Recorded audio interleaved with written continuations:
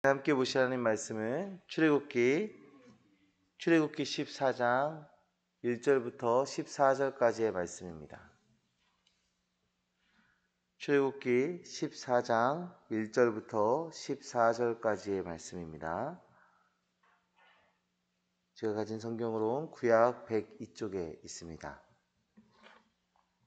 한 절씩 교도하여 읽도록 하겠습니다. 여호와께서 모세에게 말씀하여 이르시되 이스라엘 자손에게 명령하여 돌이켜 바다와 믹돌 사이에 비하이소 고 바알스본 맞은편 바닷가에 장막을 치게 하라. 바로가 이스라엘 자손에게 대하여 말하기를 그들이 그 땅에서 멀리 떠나 광야에 갇힌 바 되었다 하리라. 내가 바로의 마음을 완악하게 한즉 바로가 그들의 뒤를 따르리니 내가 그와 그의 온 군대로 말미암아 영광을 얻어 애굽 사람들이 나를 여호와인 줄 알게 하리라 하시매 무리가 그대로 행하니라. 그 백성이 도망한 사실이 애굽 왕에게 알려지매 바로와 그의 신하들이 그 백성에 대하여 마음이 변하여 이르되 우리가 어찌 이같이 하여 이스라엘을 우리를 섬김에서 놓아 보내었는가 하고 바로가 곧 그의 병거를 갖추고 그의 백성을 데리고 갈새 선발된 병거 600대와 애굽의 모든 병거를 동원하니 지휘관들이 다 거느렸더라. 여호와께서 애굽 왕 바로의 마음을 완악하게 하셨으므로 그가 이스라엘 자손이 뒤를 따르니 이스라엘 자손이 담대히 나갔습니다. 애굽 사람들과 바로의 말들 병거들과 그 마병과 그 군대가 그들의 뒤를 따라 바알스본 맞은편 비하히롯 곁 해변 그들이 장막 친 데에 미치니라. 바로가 가까이 올 때 이스라엘 자손이 눈을 들어 본즉 애굽 사람들이 자기들 뒤에 이른지라. 이스라엘 자손이 심히 두려워하여 여호와께 부르짖고 그들이 또 모세에게 이르되 애굽에 외장지가 없어서 당신이 우리를 이끌어내어 이 광야에서 죽게 하느냐 어찌하여 당신이 우리를 애굽에서 이끌어내어 우리에게 이같이 하느냐 우리가 애굽에서 당신에게 이른 말이 이것이 아니냐 이르기를 우리를 내버려 두라 우리가 애굽 사람을 섬길 것이라 하지 아니하였더냐 애굽 사람을 섬기는 것이 광야에서 죽는 것보다 낫겠노라. 모세가 백성에게 이르되 너희는 두려워하지 말고 가만히 있어서 여호와께서 오늘 너희를 위하여 행하시는 구원을 보라. 너희가 오늘 본 애굽 사람을 영원히 다시 보지 아니하리라. 여호와께서 너희를 위하여 싸우시리니 너희는 가만히 있을지니라. 아멘. 오늘의 말씀 보시면 이스라엘 백성들은 도간에 든 쥐, 신세가 되어 있습니다. 동서남북 어디로도 피할 곳이 없는 그런 상황에 놓여 있습니다. 1절에서 2절의 말씀을 보시면 하나님께서 이스라엘 백성들에게 명령해서 그 홍해 앞에 장막을 치도록 그 바닷가 앞에 장막을 치도록 하셨습니다.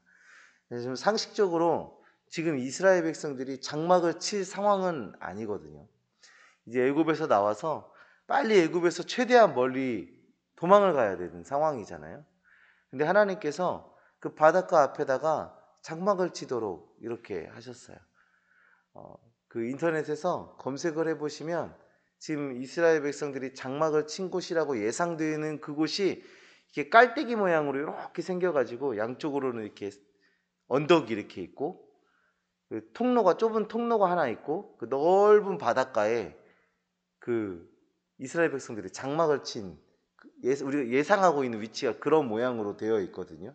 그러니까 이쪽으로도 저쪽으로도 어디 도망갈 곳이 없이 진짜 도간에 든 쥐 신세예요. 근데 거기에다가 하나님께서 지금 장막을 치라고 명령하고 계신 겁니다. 또 이스라엘 백성들이 하나님의 말씀대로 또 그 장막을 치고 멈춰 섰습니다. 근데 바로는 이러한 상황을 굉장히 빠르게 파악을 했어요. 3절의 말씀을 보시면 바로가 이스라엘 자손에게 대하여 말하기를 그들이 그 땅에서 멀리 떠나 광야에 갇힌 바 되었다 하리라.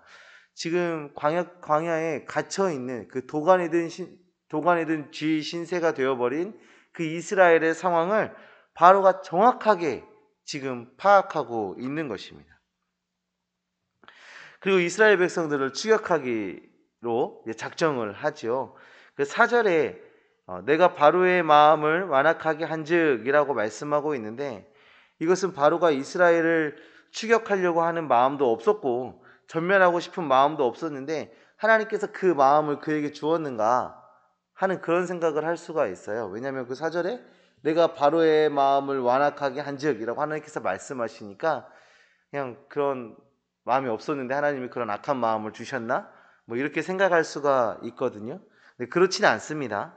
이 바로는 이미 이스라엘 백성들에 대한 선한 마음을 갖고 있지 않았어요. 뭐 추격할 마음, 전멸시킬 마음을 이미 가지고 있었고 그때를 보고 있었던 것입니다.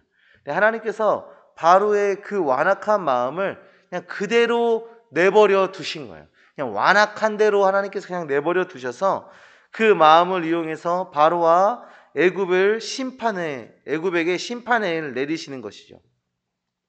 하나님께서 말씀하셨습니다. 이 일을 통해서 우리 하나님이 하나님 되심을 애굽 사람들에게 알리겠다. 이렇게 지금 말씀하고 계시는 거죠. 그 바로의 그 완악한 마음, 그 악한 마음을 그냥 내버려 두심을 통해서 하나님의 하나님 되심을 드러내시겠다. 지금 이렇게 얘기를 하고 계신 겁니다. 바로는 정예 군대를 이끌고 이스라엘을 추격합니다. 그리고 애굽의 군대가 이스라엘이 있는 곳에 다다릅니다. 그러니까 이스라엘 자손들이 심히 두려워하지요. 그리고 하나님께 부르짖기 시작합니다. 그런데 11절과 12절의 내용을 보시면 그 부르짖음이 여호와께 향하여 그 부르짖음이 간절한 기도 같아 보이진 않습니다. 간절한 기도를 하고 있다면 모세를 원망하고 또 다시 애굽으로 돌아가고 싶다라는 그런 소리는 하지 않았을 것 같아요. 그런데 지금 11절 12절의 말씀 보시면 모세를 원망하고 또 차라리 애굽 사람들의 종으로 사는 게 낫다고 이런 소리를 지금 하고 있는 걸 보니까 이 10절에 나오는 여호와께 부르짖는 이 모습은 기도하는 소리가 아니라 그냥 두려움과 원망의 소리로 가득한다는 것을 우리가 볼 수가 있는 거죠. 우리는 어떻습니까? 우리도 위기를 만나고 어려움을 만났을 때 근심과 걱정에 사로잡혀서 하나님을 원망하고 또 두려워 떨며 세상과 타협하려는 그런 연약한 모습이 우리 안에서 발견되진 않으십니까? 하나님께서 원하시는 모습은 하나님의 영광을 기대하는 것입니다. 하나님의 일하심을 기대하는 것입니다. 나의 연약한 선택과 나의 연약한 판단으로 세상으로 다시 돌아가겠다, 성도로 살다가 고통을 받느니 그냥 세상의 종이 돼서 세상과 타협해서 그냥 그렇게 편안하게 살고 싶다가 아니라 하나님을 바라보며 하나님의 능력을 기대하며 나아가는 것이죠. 모세는 두려워 떨며 원망하고 있는 이스라엘 백성들에게 승리의 원리를 알려주고 있는데요. 두려워하지 말고 가만히 서서 여호와께서 행하시는 구원을 보라. 두려워 말고 가만히 서서 여호와께서 행하시는 구원을 보라. 아멘. 이스라엘 백성들이 이미 알고 있었습니다. 이제 그 자리에서 자기들을 추격하고 있는 그 애굽 사람들하고 싸워서 전쟁을 해서 자기들에게 승산이 전혀 없다라는 것 이미 알고 있었어요. 그리고 또 자기들이 항복을 하고 다시 애굽 사람들에게로 돌아간다고 한들 자신들의 목숨이 보장되느냐? 뭐 그렇지도 않을 거라는 것을 이미 알고 있었어요. 그런데 그 사람들은 생각을 하는 것이죠. 나름대로 판단하고 타협을 하는 겁니다. 우리가 항복하고 돌아가면 혹시 살려주진 않을까 하면서 타협하는 거예요. 마치 우리가 세상의 어떤 고난과 어려움 가운데서 그 세상의 그런 악한 죄악들과 이렇게 타협하려는 그 모습처럼 지금 이스라엘 백성들이 그런 모습을 지금 보여주고 있는 거죠. 그런데 모세는 백성들에게 분명하게 이르고 있습니다. 가만히 서서 즉 너희가 할 것은 없다. 우리가 할 수 있는 건, 지금 이 상황에 우리가 할 수 있는 것은 없다 입니다. 애굽 군대와 싸울 것도 아니고 애굽으로 돌아간다고 항복한다고 어떤 생명이 보장되는 것도 아닌 거죠. 그냥 가만히 서 있으라 말씀하고 있어요. 그리고 확인하면 된다. 하나님의 승리, 하나님의 영광을 확인하면 된다. 그것을 바라봐라. 이렇게 지금 말해주고 있는 것입니다. 사랑하는 성도님들, 우리도 이러한 순간을 마주하지 않습니까? 너무나도 막막하고 답답하고 어디로 피할 수 없는 그런 상황. 하늘이 무너지는 것 같은 그런 상황. 그런 상황에서 하나님의 영광을 드러내시겠다 말씀하고 있습니다. 하나님이 하나님 되심을 알리시겠다. 하나님이 우리의 하나님 되심을 알리시겠다고 말씀하고 계신 겁니다. 우리는 그 하나님을 기대하며 승리를 소망하며 담대히 서 있는 성도들이 되시기를 간절히 소망합니다. 우리를 위해서 싸우시고 일하시는 그 하나님의 능력을 바라보시기 바랍니다. 하나님의 승리는 완벽할 것입니다.